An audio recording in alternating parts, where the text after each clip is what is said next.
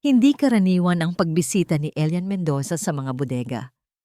Bilang CEO ng Mendoza Group, mas sanay siyang magdesisyon mula sa air-conditioned na opisina, malayo sa alikabok at ingay ng produksyon. Ngunit ngayong araw, isang kakaibang kutob ang nagtulak sa kanya na magsagawa ng unscheduled inspection. Ang bigat sa kanyang dibdib na tila laging nakakabit simula nang mawala ang kanyang ina ay mas lalong naging mabigat sa loob ng malamig na bodega. Narito siya, naghahanap ng kung ano, isang bagay na hindi niya maipaliwanag. Habang naglalakad sa gitna ng matataas na tumpok ng mga kahon, isang maliit na tinig ang umagaw sa kanyang pansin. Hindi malinaw, tila isang mahinang iyak. Naglakad siya patungo sa pinanggalingan ng tunog sa bandang dulo ng bodega kung saan halos walang ilaw. Dito, sa gitna ng mga stack ng frozen goods, nakita niya ito. Isang maliit na figura, nakaupo sa malamig na sahig, nakayakap sa kanyang sarili. Isang bata. Luna, bulong ng isang babae, tila nagmamadaling papalapit. Ang mga mata ni Elian ay nanlaki sa gulat. Isang munting anghel, marahil 5 taong gulang, ang nanginginig sa ginaw. Ang kanyang mga pisngi ay namumutla at ang mga labi ay halos bughaw. Paano nangyari ito? Sino ang mag-iiwan ng isang bata sa ganitong lugar? Biglang lumitaw si Risa Alcaraz, hapo at patakbo. Ang kanyang muka ay payat, halos butot balat, at ang kanyang mga kamay ay nanginginig habang iniaabot ang mga ito sa bata. Nakita ni Elian ang takot sa mga mata ng babae, isang takot na sumisigaw ng kwento ng hirap at desperasyon. Isang imahe ang biglang sumagi sa isip niya. Ang kanyang ina, na minsan ay ganoon din ang itsura, pagod at pinagsasamantalahan ng parehong sistema na pinapatakbo ng kanyang pamilya. Hindi niya maintindihan kung bakit, ngunit ang sakit na nakita niya kay Risa ay parang kurot sa kanyang sariling nakaraan. Ano ang nangyayari dito? Ang kanyang tinig ay malamig, ngunit ang kanyang puso ay kumikirot. Napapitlag si Risa, halos matumba. Sir Elian, ang kanyang mga labi ay nanginginig, hindi makapagsalita. Si Luna po, wala po akong mahanap na magbabantay. Ang pagod at kaba sa boses ni Risa ay lalong nagpakulo sa dugo ni Elian. Sir Victor! Sigaw niya na may halong galit. Ipadala agad ang bata at ang nanay sa klinik. Ngayon na! Lumitaw si Victor Abad mula sa dilim na may pamilyar na ngiti ng panlilinlang. Sir Elian, nagulat ho ba kayo? Si Aling Risa po kasi, pasaway talaga. Madalas po yan nawawala sa pwesto. Ang boses ni Victor ay tila matamis, ngunit may bahid ng paghamak. Tiningnan ni Elian si Victor at pagkatapos ay ang nanginginig na si Risa na pinipilit yakapin ang kanyang anak. Hindi niya makayanan ang pagpapaimbabaw ni Victor. Wala akong pakialam sa paliwanag mo ngayon, Victor. Siguraduhin mong maalagaan sila. Kung hindi, binitawan ni Elian ang banta. Ang kanyang mga mata ay nagpapakita ng matinding galit. Habang inaalalayan ng isang guard si Risa at Luna, patungo sa klinik, tiningnan ni Elian ang payat na likod ng babae. Hindi niya alam kung bakit, ngunit parang nakita niya ang anino ng kanyang ina sa bawat hakbang nito. Ang paghihirap ng ina niya, na hindi niya nagawa noon na protektahan, ay nagbalik sa kanya. Ngayon, sa harap niya ay isang bagong kwento ng pang-aapi. Lumapit si Victor Abad kay Elian. Ang kanyang nangiti ay naging mas malawak ngunit may bahid ng pagbabanta. Mag-ingat po kayo, Sir Elian. Bulong niya, halos hindi marinig. Ang babaeng yan. Isang malaking gulo lang. Siguro, mas magandang sibakin na lang para hindi na kayo abalahin. Elian looked at Victor, a shiver running down his spine despite the cold bodega. Isang masamang kutob ang bumalot sa kanya. Hindi ito matatapos dito. Sa loob ng factory clinic, nakahiga si Luna sa maliit na kama, mahimbing na natutulog matapos uminom ng mainit na gatas. Pinagmamasdan siya ni Risa. Ang kanyang mga mata ay puno ng pasasalamat at takot. Ang pagdating ng CEO ni Sir Elian ay tila isang milagro, ngunit kasama nito ang mas malaking pangamba. Alam niyang hindi ito magtatapos ng simple. Sa kanyang mundo, ang tulong mula sa itaas ay laging may kaakibat na kapalit o mas malaking problema. Aling Risa, ang boses ni Victor Abad ay pumasok sa tahimik na silid, tila isang lason na dumadaloy sa kanyang ugat. Kasama niya ang isang nurse na mukhang natatakot. Anong ginagawa mong Murito? Sa oras ng trabaho, nandito ka't nagpapahinga kasama ang anak mo? Napabalikwas si Risa. Sir Victor, hindi po. Nagkasakit po si Luna. Wala po akong kasama. Ngumisi si Victor. Isang ngisi na nagpakilabot kay Risa. Aba, kaya pala. Ibig sabihin, iniwan mo ang pwesto mo? Nag-absent ng walang paalam? Alam mo bang malaking kasalanan yan? Maaari kang masibak ng dahil dyan. Nanginginig si Risa. Ang mga salita ni Victor ay parang pako na tumutusok sa kanyang puso. Ang trabaho na ito, ang tanging pag-asa niya. Sir, maawa na po kayo. Gagawin ko po ang lahat. Huwag lang po akong tanggalin. Bago pa man makasagot si Victor, bumukas ang pinto at pumasok ang isang lalaki na pilit na ayaw nang maalala ni Risa. Si Berto, ang kanyang dating asawa, ang ama ni Luna, na dahilan ng halos lahat ng kanyang paghihirap. Aba, tingnan mo nga naman, sabi ni Berto. Ang kanyang mga mata ay naniningkit habang nakatingin kay Risa at pagkatapos ay sa natutulog na si Luna. Anong ginagawa mo rito, Risa? Nagpapalakad-lakad ka na lang sa klinik habang ako nagkakandara pa maghanap ng trabaho? Berto, umalis ka rito. Bulong ni Risa, puno ng takot. Ang kanyang puso ay kumalabog. Ngumiti si Berto kay Victor, isang ngiti na tila may pinagsamahan. Sir Victor, matagal ko na pong sinasabi sa inyo. Itong si Risa, magaling pong magpaawa. Alam nyo na, maganda raw po kasi ang mga opisyalis dito sa taas. Baka may balak mag-promote, ganon? Namilog ang mga mata ni Risa sa gulat. Ang dugo ay umakyat sa kanyang pisngi. Berto, anong pinagsasasabi mo? Victor chuckled. Mukhang may balita nga. Narinig ko ring may kausap kang CEO kanina, Risa. Hindi ko akalain na ganoon ka nakabilis makipagkaibigan sa mga nasa itaas. Ang mga salita nila ay parang mga talim na tumutusok kay Risa. Ang bawat sulyap, ang bawat bulong, ay nagpaparamdam sa kanya ng matinding kahihiyan. Ang balita ay mabilis na kumalat sa buong factory. Habang paalis siya sa klinik, naririnig niya ang mga bulungan ng mga katrabaho. Nakakaya naman yan si Risa. Mukhang may balak umakyat sa posisyon. Pati CEO, ginagamit. Nang makawi si Risa sa kanilang maliit na silid na inuupahan, halos hindi siya makahinga. Ang mga kapitbahay ay nagbubulungan din. Pinilit niyang yakapin si Luna, ngunit ang kanyang mga kamay ay nanginginig. Ang kahihiyan ay mas masakit pa kaysa sa gutom o pagod. Ma, ayaw ko na po rito. Bulong ni Risa sa hangin.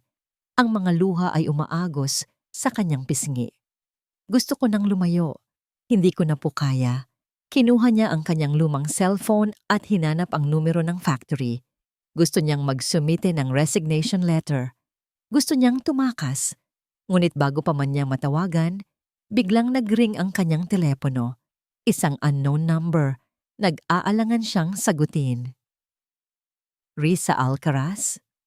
Ang boses sa kabilang linya ay pamilyar.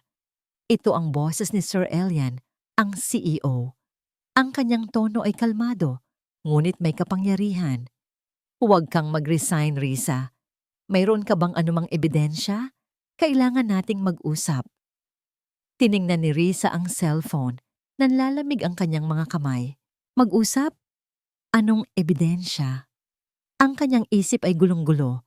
Ngunit isang maliit na bahagi ng kanyang puso ang kumapit sa pamilyar na boses ng CEO. Napakalamig ng hangin sa boardroom, ngunit mas malamig ang mga titig ng mga miyembro ng board. Nakaupo si Elian sa dulo ng mahabang mesa, pinipilit makinig sa walang katapusang diskusyon tungkol sa corporate image at potential scandal. Alam niyang siya ang sentro ng lahat ng ito at si Risa Alcaraz ang pinag-uusapan. Sir Elian, sa aming palagay, sabi ni Mr. De La Cruz, isa sa mga matatanda at konserbatibong miyembro ng board. Ang insidenteng ito ay naglalagay sa reputasyon ng Mendoza Group sa alanganin. May mga lumalabas ng balita sa social media, mga haka-haka. Ang pinakamadaling paraan ay ang pagtanggal sa empleyadong sangkot. Ang mga salitang reputasyon at empleyadong sangkot ay nagpabalik kay Elian sa isang masakit na nakaraan. Ang kanyang ina na buong buhay ay pinilit itago ang katotohanan upang protektahan ang pangalan ng pamilya. Hanggang sa huli ay kinain siya ng sistema. Nakita niya ang anino ng parehong panggigipit sa mga mata ng mga miyembro ng board. Ito ang parehong mga tao o ang mga anak nila na nagpikit ng mata sa paghihirap ng kanyang ina. Hindi ko po tatanggalin si Risa Alcaraz, matigas na sabi ni Elian. Ikinagulat ng lahat. Kung mayroong problema sa reputasyon, hindi sa kanya nagmula iyon. May mas malalim na isyu rito. Nagkaroon ng bulungan sa silid. Alam ni Elian na naghahanap siya ng laban, ngunit isang bahagi niya ay ayaw nang tumakas. Hindi tulad ng kanyang ama, hindi tulad niya noon. Pagkatapos ng matinding pagtatalo, nagpasya si Elian na kailangan niyang marinig ang buong kwento mula kay Risa. Hindi sa telepono, kundi ng personal. Kailangan niyang makita ang mga mata nito, maramdaman ang katotohanan. Nagkita sila sa isang tagong coffee shop, malayo sa mga mata ng publiko. Bumabagsak ang malakas na ulan, tila sumasabay sa bigat ng damdamin. Dumating si Risa, balot sa isang lumang kapote. Ang kanyang muka ay mas payat pa kaysa dati. Sir Elian, nauutal si Risa. Ang kanyang mga mata ay hindi makatingin ng diretso. Tawagin mo akong Elian, sabi niya. Sinubukan niyang maging kalmado. Gusto kong marinig ang lahat, Risa. Walang labis, walang kulang. Dahan-dahan, nagsimulang magkwento si Risa. Ang hirap ng buhay, ang panggigipit ni Victor, ang pambubugbog ni Berto, at ang pinakamahalaga sa lahat, si Luna. Ang bawat salita ni Risa ay parang suntok sa dibdib ni Elian. Nakita niya ang sarili niyang ina sa mga kwento ni Risa, ang pagiging biktima, ang takot, ngunit sa likod ng lahat ng iyon ay ang matinding pagmamahal at lakas para sa kanyang anak.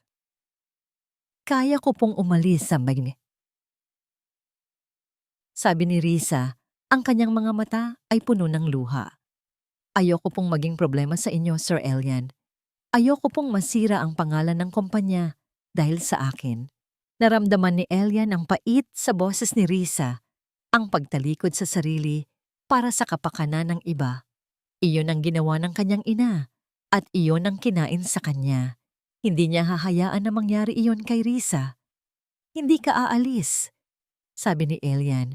Ang kanyang tinig ay matatag. Ang sirang pangalan ay hindi galing sa iyo, Risa. Galing iyon sa mga taong gumagamit sa kapangyarihan nila. At hindi ko hahayaan na mangyari iyon sa iyo. Tiningnan siya ni Risa.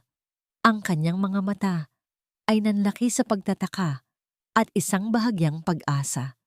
Kahit anong mangyari, Risa, patuloy ni Elian, protektahan kita. Hindi ka nag-iisa. Dinala ni Elian si Risa pauwi. Gamit ang payong para silang dalawa ay hindi mabasa sa malakas na ulan. Sa ilalim ng payong, sa gitna ng pag-ulan, nagkaroon ng tahimik na koneksyon sa pagitan nila. Si Risa, na laging nakayuko, ay dahan-dahang itinaas ang kanyang tingin kay Elian. At sa mga mata nito ay nakita ni Elian ang isang pira-pirasong tiwala na nagsisimulang magkabit-kabit. Nang makauwi si Elian sa kanyang mansyon, Ang bigat sa kanyang dibdib ay hindi nawala. Sa halip ay nagbago. Hindi na ito bigat ng lungkot, kundi ng determinasyon. Pumasok siya sa lumang study ng kanyang ina. Sa isang sulok, nakita niya ang isang lumang kahon na matagal nang naroroon, ngunit hindi niya kailanman binuksan.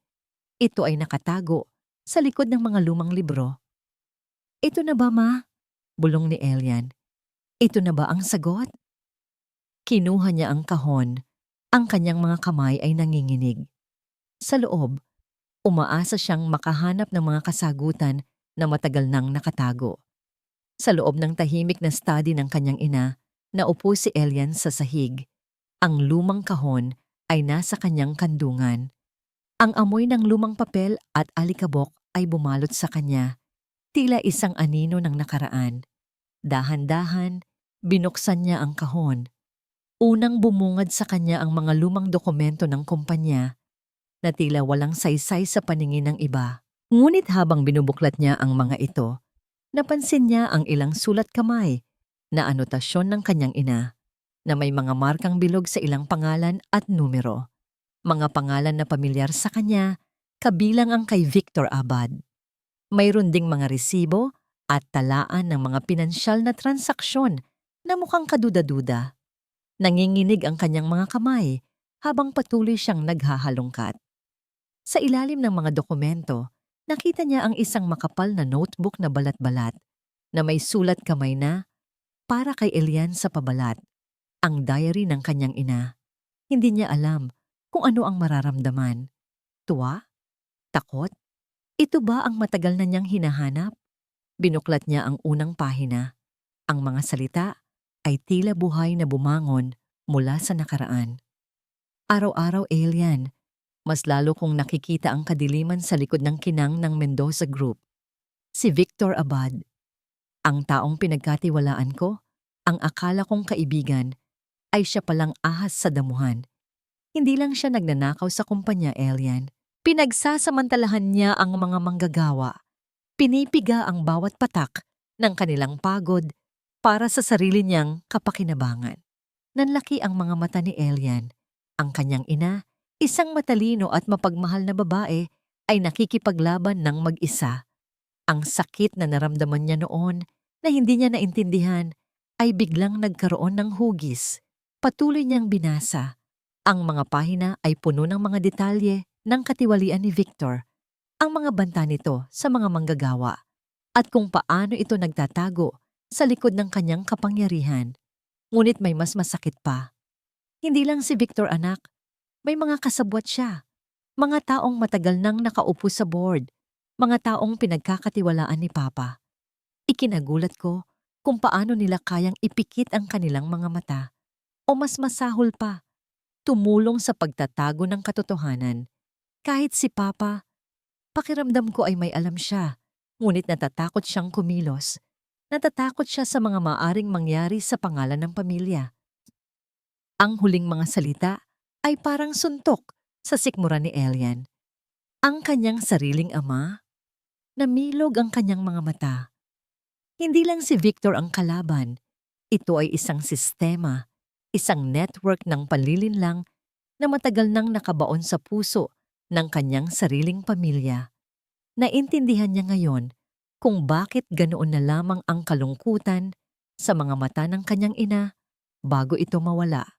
Hindi lamang sa katiwalian, kundi sa pakiramdam ng pagiging nag-iisa sa kanyang laban.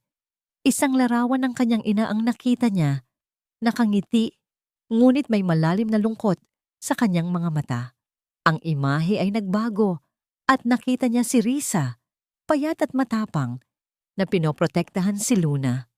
Parehong kwento, magkaibang panahon. Ang galit at sakit ay bumalot kay Elian. Ang lahat ng mga tao ng kanyang pagtatago sa likod ng trabaho, ang kanyang pagtanggi na harapin ang nakaraan, ay naglaho. Isang apoy ang nagliyab sa kanyang puso. Hindi lamang para kay Risa, kundi para sa kanyang ina, para sa katarungan. Hindi na ulit, bulong ni Elian, ang kanyang mga kamao ay nakakuyom. Hindi ko nahahayaan na maulit ito. Ang kanyang determinasyon ay nagpatatag. Si Victor ay hindi lang isang hamak na tiwali. Siya ay isang ahas na pinagkatiwalaan ng kanyang ina. At pagkatapos ay pinagtaksilan. May mas malalim pa rito. Biglang nagring ang kanyang cellphone. Isang unknown number. Nag-aalangan si Elian, ngunit sinagot niya ito. CEO Mendoza. Ang boses sa kabilang linya ay malamig at pamilyar. Mukhang may nakita kang mga bagay na hindi dapat. Narinig ko ring nagkaka-interes ka sa ilang lumang dokumento. Siguro, dapat tayong mag-usap ng masinsinan, hindi ba? Si Victor Abad. Nanginginig ang mga kamay ni Elian habang hawak ang telepono. Alam niya na ito ay isang banta. Alam niya na ang laro ay nagsimula na. Ang mga mata ng mga kapwa manggagawa ay tila libu-libong karayom na tumutusok kay Risa. Sa bawat paghakbang niya sa pasilyo ng pabrika, naririnig niya ang mga bulong, ang mga snide remarks tungkol sa bagong CEO's favorite. Kahit na alam niyang may nagbabantay na gwardya sa paligid, pakiramdam pa rin niya ay hubad siya sa gitna ng circus. Hoy Risa, hindi ka na ata napapansin ng bago mong sugar daddy ah? Ang tinig ni Berto ang nagpalingon kay Risa. Nakatayo siya sa isang sulok, nakangisi, ang kanyang mga mata ay nanlilisik. Narinig ko, gusto mo pang kumapit? Saan? Saan? Sa kanyang wallet o baka sa kanyang... Umalis ka, Berto. Matigas na sabi ni Risa, kahit na nanginginig ang kanyang loob. Huwag mong idamay si Luna dito. Si Luna? Humalakak si Berto. Nako, huwag mong sabihin na kinukwento mo sa kanya ang mga pantasya mo sa CEO. Baka maniwala pa yung anak mo na magiging prinsesa siya. Pero ang totoo, Risa, isang hamak ka pa ring manggagawa at walang papansin sa'yo kundi ako. Naramdaman ni Risa ang galit na bumubula sa kanyang puso.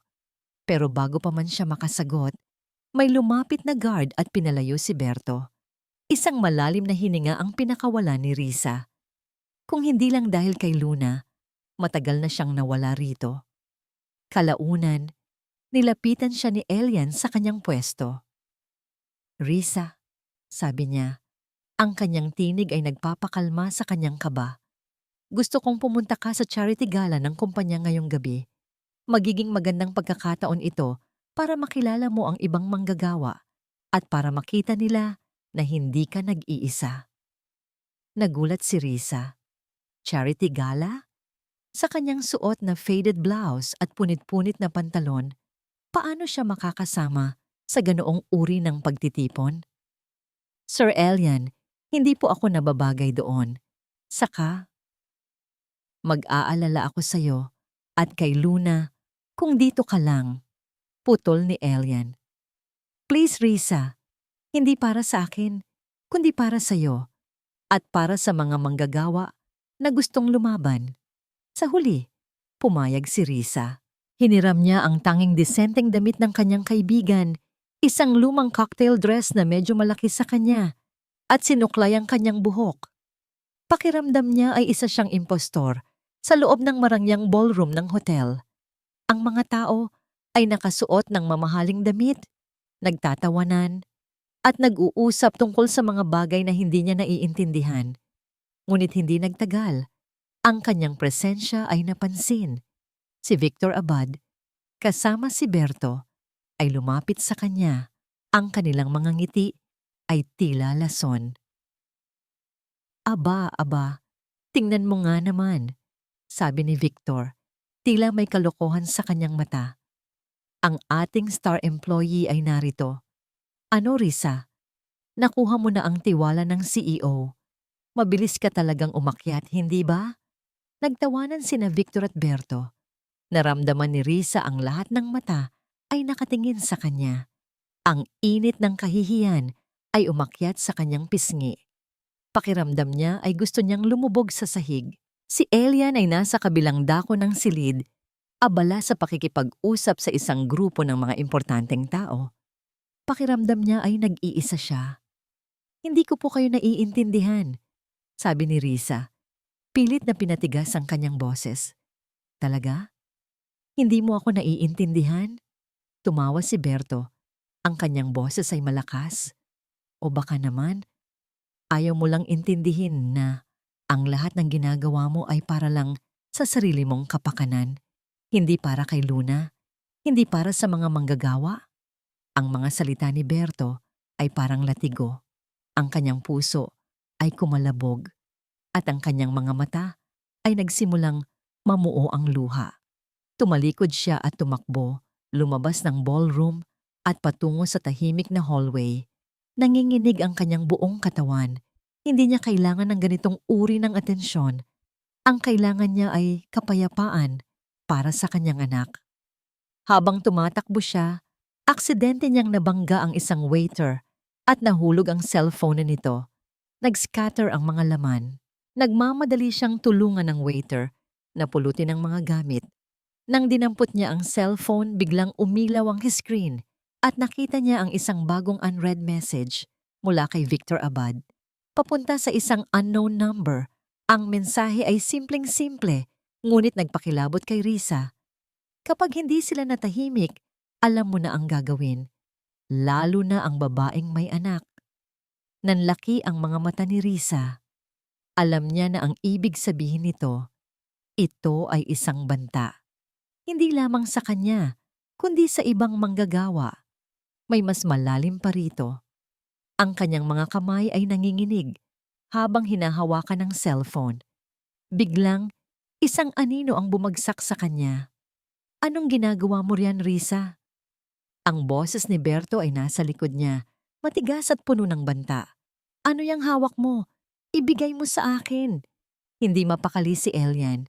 Ang tawag ni Victor Abad ay nagpatunay sa kanyang mga pinaghihinalaan na si Victor ay may alam sa mga lumang lihim ng kanyang ina at nahanda itong gumamit ng anumang paraan para takpan ang katotohanan. Habang nasa opisina, inalam niya ang background ng bawat miyembro ng board na binanggit sa diary ng kanyang ina. Ang bawat pangalan ay tila may bahid ng pagtatago at pagiging kasabwat. Ang Mendoza Group na minana niya ay hindi lamang isang negosyo. Ito ay isang pugad ng mga ahas. Tumawag siya kay Risa, ngunit walang sumasagot. Nag-alala siya. Nagpadala siya ng mga tauhan para hanapin ito, ngunit wala rin silang makita.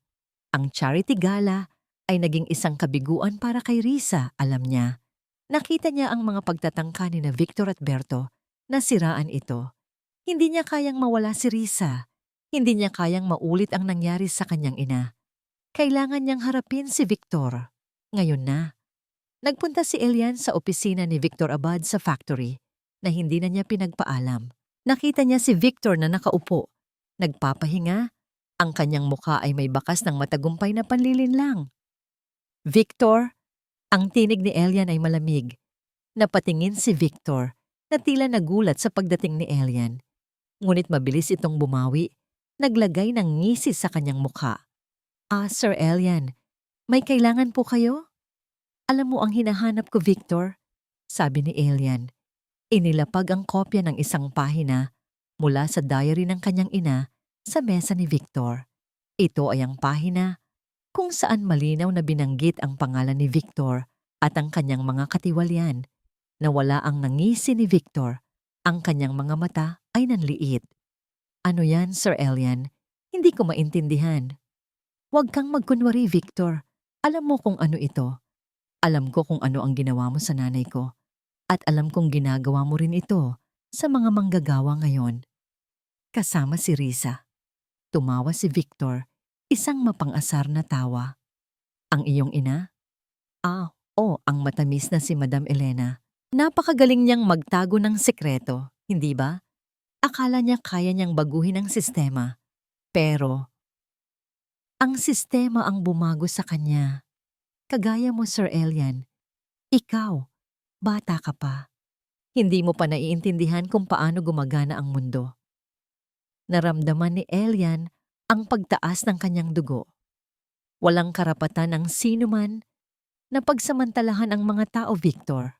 At walang sinuman ang magtatago sa likod ng kasinungalingan. May karapatan ng mga may kapangyarihan, Sir Elian, sabi ni Victor. Ang kanyang boses ay naging mas seryoso. At may kapangyarihan ako dito. Matagal na. Akala mo ba madaling kalabanin ng lahat? Ang board? Ang mga investors? Ang buong sistema na bumuo sa Mendoza Group? Ang iyong ama mismo, pumikit sa maraming bagay para lang protektahan ang kanyang negosyo. Ikaw, kaya mo bang gawin yan, Sir Elian?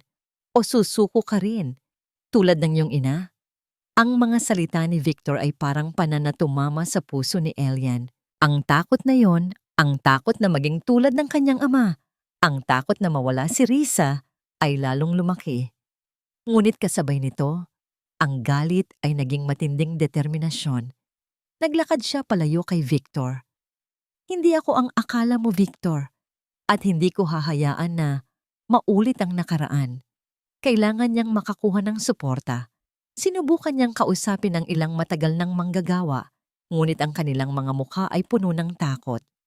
Sir Elian, mahirap pong kalabanin si Sir Victor. Maraming pinatay na karera yan. May pamilya po kami. Naramdaman ni Elian ang bigat ng laban. Nagsisimula siyang magduda. Kaya niya ba talaga ito? O magtatago rin siya tulad ng kanyang ama? Ang imahe ni Risa, natakot ngunit matapang, ay nagbalik sa kanya. Naniniwala ba si Risa sa kanya? Sapat ba siya para protektahan ito? Biglang nagring ang kanyang cellphone. Isang unknown number na naman. Sumagot siya. CEO Mendoza. Ang boses ay baluktot. Tila galing sa isang voice changer. Itigil mo na ang mga pinaggagawa mo. Kung hindi, hindi lang si Risa Alcaraz ang magdurusa. Ang kanyang anak, si Luna. Alam mo ang ibig kong sabihin, hindi ba? Binabantayan ka namin. Nanlamig si Elian. Nahulog ang cellphone mula sa kanyang kamay. Hindi lang siya ang pinagbabantaan. Si Luna. Ang bata. Ang kanyang puso ay kumalabog ng mabilis. Ang laban na ito ay hindi na lang tungkol sa katarungan. Tungkol na ito sa buhay. Nanginginig ang mga kamay ni Risa habang hawak ang cellphone na may mensahe ni Victor. Ang paglitaw ni Berto ay lalong nagpakaba sa kanya. Hindi siya pwedeng magkamali. Ito ay isang banta. Hindi lamang sa kanya, kundi sa lahat ng manggagawa at lalo na kay Luna. Ibigay mo sa akin yan. Sigaw ni Berto, ang kanyang mga mata ay nanlilisik. Hinablot niya ang cellphone, ngunit mabilis na nakailag si Risa. Hindi! Sigaw ni Risa. Hinawakan niya ng mahigpit ang cellphone. Wala kang pakialam dito. Naging marahas si Berto. Hinila niya ang braso ni Risa. Sinubukang agawin ang cellphone. Sa gitna ng pagpupumiglas, narinig ni Risa ang isang boses mula sa likod. Bitawan mo siya! Isang security guard ng hotel ang lumapit at mabilis na tumakas si Berto. Dala ang kanyang mga banta. Nanginginig ang buong katawan ni Risa. Ang takot ay bumalot sa kanya. Hindi lang ito tungkol sa trabaho, tungkol na ito sa buhay. Nang makauwi siya sa kanilang silid, mas lalo siyang natakot. Hindi ligtas si Luna. Ang pagdating ni Sir Elian ay tila nagdala ng pag-asa, ngunit nagdala rin ito ng mas matinding panganib. Hinila niya si Luna palapit sa kanya, niyakap ng mahigpit. Patawarin mo ako, anak. Bulong niya. Kailangan kong gawin ito. Sa buong gabi, hindi makatulog si Risa. Bawat ingay sa labas ay nagpapatalon sa kanya. Naalala niya ang mensahe ni Victor. Naalala niya ang banta ni Berto. Ang imahe ni Luna na nasasaktan ay laging sumasagi sa kanyang isip. Kinabukasan, habang papunta sa factory, naramdaman ni Risa ang bigat sa bawat hakbang. Ang mga salita ni Elian na, hindi ka nag-iisa, ay tila malayo at imposible. Paano siya hindi mag-iisa kung ang buong mundo ay tila laban sa kanya? Habang naglalakad sa madilim na eskinita, malapit sa factory, biglang may humila sa kanya. Dalawang lalaki, ang kanilang mga mukha ay nakatago. Sumama ka sa amin, Risa, sabi ng isa. Ang kanyang boses ay malalim. Naramdaman ni Risa ang takot na bumalot sa kanya. Pinilit niyang pumiglas, ngunit masyado silang malakas. Bitawan niyo ako, sigaw niya. Walang makakatulong sa'yo, sabi ng isa. Si Victor Abad ang nagpadala sa amin. Kapag hindi ka tumigil, may mangyayaring masama sa'yo at sa anak mo. Sa gitna ng kanyang pagpupumiglas, biglang may isang sasakyan na huminto malapit sa kanila. Bumaba ang isang lalaki, si Elian. "Bitawan niyo siya!" Sigaw ni Elian. Ang kanyang tinig ay puno ng galit. Nagulat ang dalawang lalaki. Nag-atubili sila at pagkatapos ay tumakbo. Nanginginig si Risa, halos matumba. Mabilis na lumapit si Elian at inalalayan siya. "Okay ka lang ba, Risa?" Ang kanyang boses ay puno ng pag-aalala. Ngunit ang takot ay mas malakas pa kaysa sa relief. Sa halip na pasasalamat, isang malaking galit ang naramdaman ni Risa. "Umalis ka, Sir Elian." Sigaw niya, itinataboy siya. "Umalis ka! Ginugulo mo lang ang buhay ko. Dahil sa'yo nasa panganib kami ni Luna. Hindi ko na kaya. Ayoko na. Tama na." Ang mga luha ay bumuhos mula sa kanyang mga mata. Naramdaman niya ang pagkatalo, ang kawalan ng pag-asa. Ang evidence na hawak niya ay tila walang silbi. Anong silbi ng paglaban kung sa huli ay masasaktan lang si Luna? Niyakap ni Risa si Luna ng mahigpit pagdating sa bahay at ang mga luha ay hindi na niya mapigilan. "Patawarin mo ako, anak," bulong niya. "Dahil sa akin, nalalagay ka sa panganib. Siguro, kailangan na nating umalis. Lumayo. Kalimutan na ang lahat. Napakasakit ng desisyon." Ngunit para kay Luna, gagawin niya ang lahat. Kinuha niya ang cellphone na may evidence ni Victor at tinangka niyang burahin ang mensahe, tapusin na ang lahat. Sa gitna ng kanyang kawalan ng pag-asa, biglang nagising si Luna. "Ma, bakit ka umiiyak?" tanong ni Luna. Ang kanyang maliliit na kamay ay hinahaplos ang pisngi ni Risa. "Sabi ni Kuya Elian, ikaw daw po ang hero. Di ba po, Ma?" Ang mga salita ni Luna ay parang kidlat na tumama kay Risa. Hero. Ang salitang yon ay nagbigay sa kanya ng kakaibang lakas. Tiningnan niya ang evidence sa cellphone at pagkatapos ay si Luna, ang kanyang anak, na kahit sa gitna ng hirap ay naniniwala sa kanya. Isang maliit na apoy ang muling nagliyab sa kanyang puso. Ang takot ay nandoon pa rin, ngunit kasama nito ang isang bagong determinasyon. Hindi siya susuko, hindi para kay Luna. Nang makita ni Elian ang kawalan ng pag-asa sa mga mata ni Risa, ang kanyang puso ay kumirot. Ang kanyang mga salita, puno ng pait at takot, ay tumagos sa kanya. Alam niyang hindi ito ang oras para sumuko. Ang tawag sa telepono, ang pagsubok na dukutin si Risa, nagpapatunay lang na nasa tamang landas sila. Ngayon, masigit kailanman, kailangan ni Risa ang kanyang suporta. Tumawag siya sa security, nag-utos ng mas mahigpit na pagbabantay kay Risa at Luna. Ngunit alam niyang hindi sapat iyon. Kailangan nilang gumawa ng matapang na hakbang. Nang gabing iyon, nagkita muli sina Elian at Risa sa isang pribadong silid sa isang hotel. Ang mga mata ni Risa ay namamaga pa rin sa pag-iyak. Ngunit may isang bagong ningning doon, isang apoy ng determinasyon. Ikinuwento niya kay Elian ang mga salita ni Luna at kung paano siya nito binigyan ng lakas.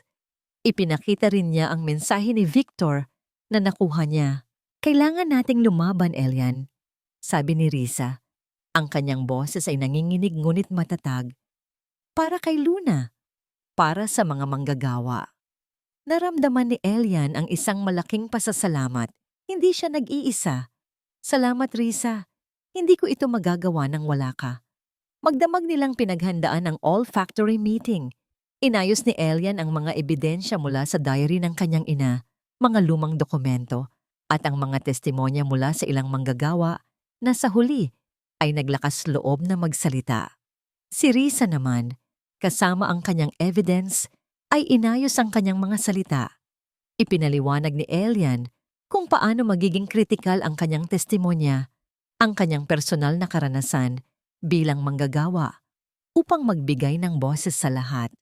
Nag-eensayo sila at sa bawat pagbigkas ni Risa, nakita ni Elian ang isang babaeng lumalabas mula sa kanyang anino, isang matapang na heroine. Dumating ang araw ng all-factory meeting. Ang buong auditorium ng Mendoza Group ay puno ng mga manggagawa, mga supervisors, at syempre, ang mga miyembro ng board. Ang tensyon ay ramdam na ramdam sa bawat sulok. Nagsimula si Elian. "Magandang umaga sa inyong lahat," sabi niya.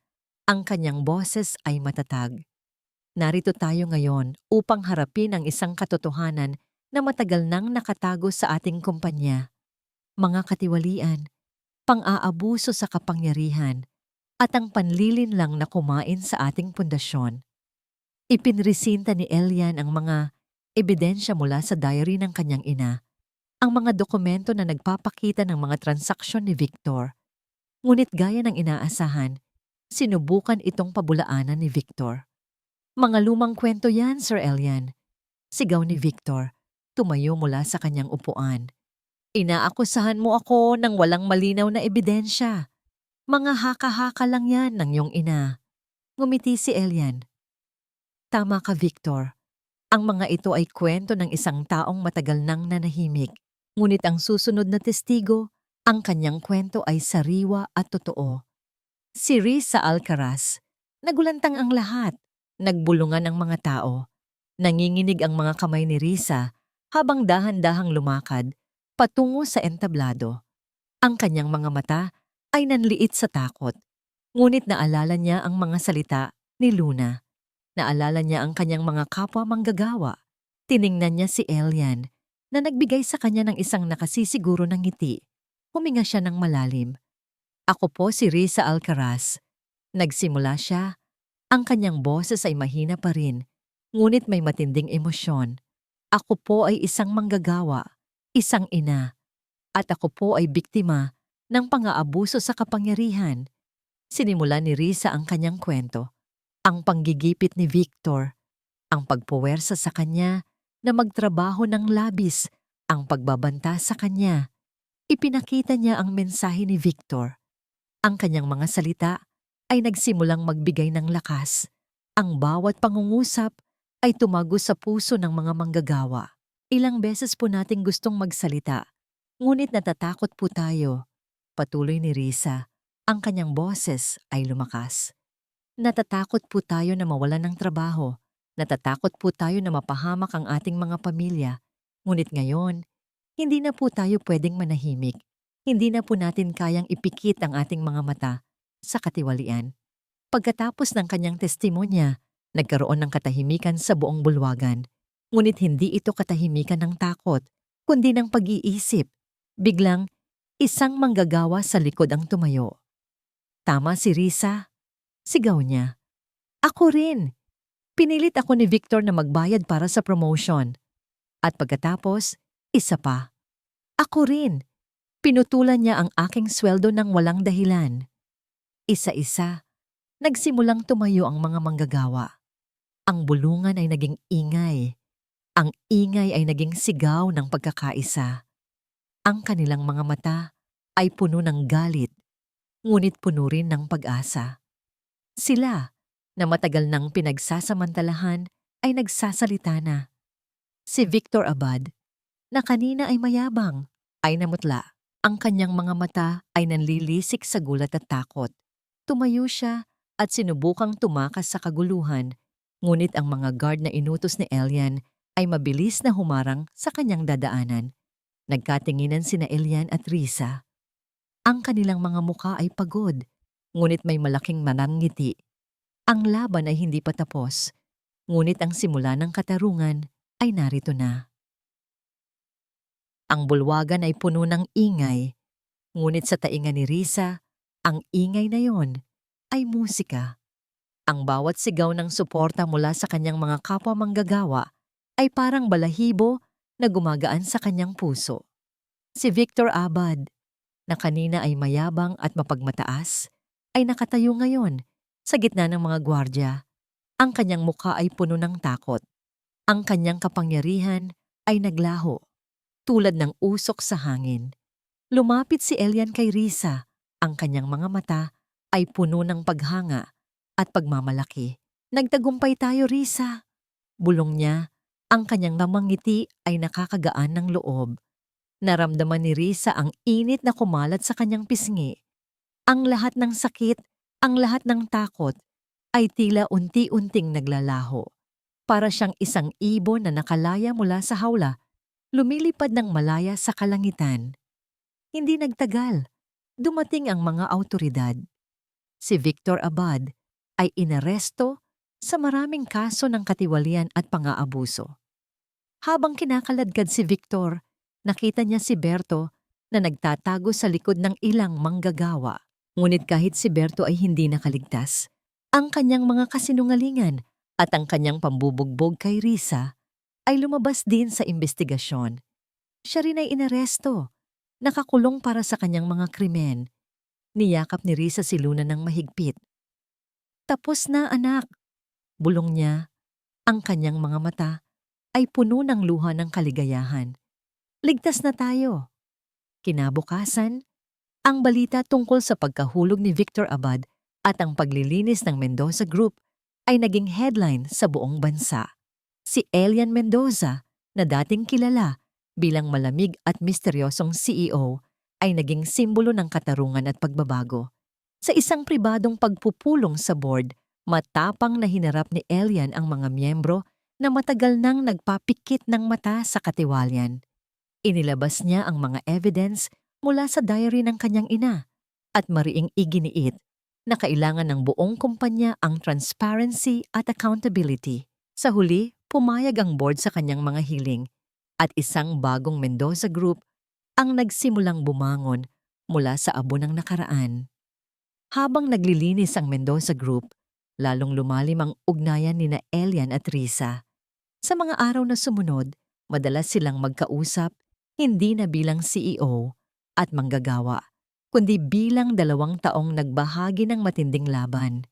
Ikinukwento ni Risa ang kanyang mga pangarap, ang kanyang mga nakaraang pangarap na nawala dahil sa hirap ng buhay. Si Elia naman, ibinabahagi ang kanyang mga takot at ang kanyang paghahanap ng katarungan para sa kanyang ina. Isang hapon, habang magkasama sila sa isang parke, pinagmamasdan si Luna na naglalaro. Tiningnan ni Elian si Risa. "Risa," sabi niya, ang kanyang boses ay malumanay. "Marami kang naituro sa akin. Ang tapang mo, ang pagmamahal mo para kay Luna, nagbigay sa akin ng lakas." Napayuko si Risa, ang kanyang pisngi ay namula. Hindi siya sanay sa ganitong uri ng papuri. "Kayo rin po, Elian. Kung wala kayo, hindi ko po ito magagawa." "Hindi," sabi ni Elian, umiling. "Ang lakas ay nasa iyo. Kailangan lang ng kaunting tulak para lumabas at gusto kong tulungan ka." Isang bagong pag-asa ang unti-unting namumuo sa puso ni Risa. Ang pagmamahal niya para kay Elian ay hindi lamang pasasalamat. Ito ay isang tunay na damdamin na dahan-dahang lumalaki. Ang pagtitiwala na binigay niya kay Elian ay bumalik sa kanya ng doble. Habang pauwi na sila, bumaling si Elian kay Risa. Ang kanyang mga mata ay nagliliwanag. "Risa, may offer ako sa'yo." Ang kanyang boses ay seryoso, ngunit may bahid ng pananabik. "Gusto kong maging Worker Relations Secretary ka ng Mendoza Group." Nanlaki ang mga mata ni Risa. "Isang Worker Relations Secretary?" Siya. "Ikaw, Risa," sabi ni Elian, ngumiti. "Walang mas nakakaintindi sa sakit ng mga manggagawa kundi ikaw. Ikaw ang kanilang boses." Tumingin si Elian kay Risa. Ang kanyang mga mata ay nagliliwanag sa pag-asa at pag-ibig. Ang sorpresa Freya sa mukha ni Risa ay napakasarap tingnan. Ang offer na ito ay hindi lamang isang posisyon. Ito ay pagkilala sa kanyang lakas, sa kanyang boses. Dahan-dahang huminga si Risa. Ang kanyang mga mata ay puno ng luha. "Ako po, Sir Elian?" Nauutal niyang tanong. "Hindi ko po alam." "Oo, ikaw, Risa," sabi ni Elian. Ang kanyang tinig ay malumanay. "Ikaw ang pinakamabuting tao para sa posisyong ito. Kailangan natin ng isang tao na tunay na nakakaintindi sa mga manggagawa. Isang taong magiging tulay sa pagitan ng pamunuan at ng mga nagtatrabaho ng husto. Ikaw yon. Sa loob ng ilang sandali, nanatili si Risa sa katahimikan. Pinoproseso ang lahat. Ang kanyang nakaraang buhay ay puro panggigipit at pagtalikod sa kanyang sarili. Ngayon, may nagbibigay sa kanya ng pagkakataong magkaroon ng tunay na boses. Isang boses na mahalaga. Opo, Elian, sabi ni Risa. Ang kanyang tinig ay matatag. Tatanggapin ko po. Ang ngiti ni Elian ay lumawak. Alam niyang ito ang tamang desisyon. Sa mga buwan na sumunod, naging isang inspirasyon si Risa sa kanyang bagong tungkulin bilang Worker Relations Secretary. Ang kanyang opisina ay laging puno ng mga manggagawa na lumalapit sa kanya para sa tulong at payo. Ang kanyang empatiya at kanyang karanasan ay nagbigay sa kanya ng kakayahang maunawaan ang kanilang mga problema at hanapan ng solusyon. Siya ang naging boses ng mga walang boses, ang tagapagtanggol ng mga inaapi. Ang Mendoza Group, sa ilalim ng pamamahala ni Elian, ay naging isang kumpanya na hindi lamang kumikita, kundi may puso. Lalong lumalim ang ugnayan ni na Elian at Risa. Hindi na lamang ito tungkol sa trabaho. Ito ay naging isang tunay na pagmamahalan na lumago mula sa paggalang, paghanga, at sa mga pagsubok na kanilang pinagdaanan. Gabi-gabi, pagkatapos ng mahabang araw sa trabaho, dadalaw si Elian sa bahay ni Risa. Hindi para sa mga usaping negosyo, kundi para tulungan si Luna sa kanyang homework, lalo na sa pagsusulat. Tingnan mo po, Kuya Elian.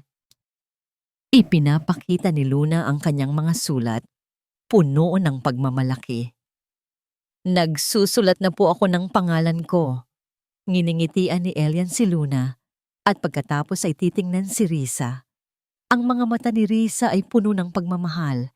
Ito ang pamilyang matagal niyang hinahanap. Hindi sa yaman o sa kapangyarihan, kundi sa pagmamahalan at pagtutulungan. Isang hapon, habang magkasama sina Elian at Risa sa rooftop ng Mendoza Group, nakatingin sa bumabagsak na sunset. Ang lungsod ay nasa ilalim nila, puno ng ilaw at buhay. Ang simoy ng hangin ay tila nagdadala ng kapayapaan. Naalala mo ba ang simula ng lahat, Elian? Tanong ni Risa. Humilig sa kanyang balikat. Ang gabing iyon sa bodega, kung saan nakita mo si Luna. Kung hindi ka nakialam. Pero ginawa ko, Risa, sabi ni Elian. Hinawakan ng kanyang kamay ng mahigpit. At iyon ang isa sa mga pinakamagandang desisyon na ginawa ko sa buhay ko. Tinuruan mo ako kung paano magmahal, kung paano maniwala muli. Pinakita mo sa akin na ang tunay na lakas ay hindi nasa pera o posisyon, kundi nasa puso at sa pagtindig para sa tama. Ngumiti si Risa. At ikaw, Elian, binigyan mo ako ng boses. Binigyan mo kami ng pag-asa. Biglang tumakbo si Luna papunta sa kanila. Ang kanyang mga mata ay puno ng tuwa. Ma, Kuya Elian, kain po tayo ng ice cream. Nagkatinginan sina Elian at Risa at sabay silang ngumiti. Ang kanilang mga puso ay puno ng kagalakan. Ang kanilang kwento ay patunay na ang pag-ibig at integridad ay may kapangyarihang magpagaling ng mga lumang sugat. At minsan, ang mga pinakamahihina ay siyang nagtuturo sa atin kung ano ang tunay na ibig sabihin ng lakas. Ang Mendoza Group ay hindi na lamang isang kumpanya. Ito ay naging isang pamilya. At sa bawat araw, sa bawat ngiti ni Luna, alam ni na Elian at Risa na ang kanilang pagmamahalan ay ang simula ng isang walang hanggang kwento. Hawak kamay, naglakad sila Elian at Risa kasama si Luna sa ilalim ng nagniningning na sunset patungo sa isang kinabukasang puno ng pag-asa. At dito nagtatapos ang kwento ni na Elian at Risa, isang paglalakbay na puno ng pagsubok at pagbangon. Maraming salamat po sa inyong pagtangkilik at pagsubaybay sa bawat yugto ng kwentong ito. Buong puso po akong nagpapasalamat sa inyong paglaan ng oras at damdamin sa pagdinig sa bawat kabanata ng buhay ni na Elian, Risa at Luna. Bilang inyong manunulat, malalim po ang naging paglalakbay ko sa pagbuo ng mundong ito. Sa bawat salita, bawat emosyon, at bawat twist, sinikap kong iparamdam sa inyo ang bigat ng pagsubok, ang sakit ng nakaraan, at ang liwanag ng pag-asa. May mga pagkakataon po na ako mismo ay nalulumbay sa kanilang pinagdadaanan. Ngunit sa huli, laging nanaig ang paniniwala na ang pag-ibig, katapatan, at tapang ay may kakayahang pagalingin ang lahat ng sugat. Ito po ay kwento ng paghahanap ng katarungan hindi lamang sa batas, kundi sa puso. Naway naiwan po sa inyong mga puso ang mensahe na ang tunay na lakas ay madalas nating makita sa mga taong tila mahina, na ang pagmamahalan ay hindi lamang sa pagitan ng dalawang tao, kundi sa pagkakaisa ng komunidad para ipagtanggol ang tama. At higit sa lahat, ang kapatawaran sa sarili at sa nakaraan ang siyang magbubukas ng daan para sa bagong pag-asa at isang kinabukasang puno ng pag-ibig. Ang inyong suporta ang siyang nagbibigay buhay sa mga kwentong ito. Malaki po ang aking pagpapahalaga sa bawat isa sa inyo. Huwag po kayong mag-atubiling ibahagi ang inyong mga saloobin at damdamin sa kwentong ito. Ano po ang pinakagusto ninyong bahagi? Ano ang pinakagumulat sa inyo?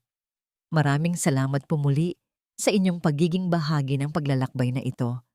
Hanggang sa muli nating pagkikita sa susunod na kwento, naway patuloy tayong maniwala sa kapangyarihan ng pag-ibig at pag-asa.